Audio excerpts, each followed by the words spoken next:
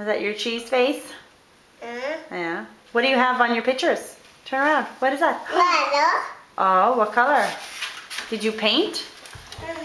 Uh-huh. Very nice. And what's this one? Mine. And where did you do that? At Boise. At the library? Yeah. Yeah. Did you go with Zachary's class? Yeah. You're one lucky girl. Did you rip up Kleenex and glue it on? And you made a polar bear. Good job.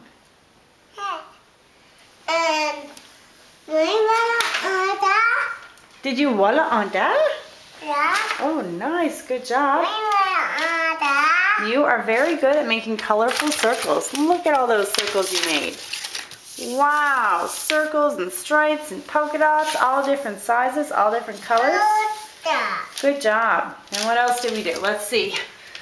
Scribbles and, oh, made a rainbow at Tessa's birthday. And more circles and scribbles. And more paints and more circles. Good job, Sarah. High five.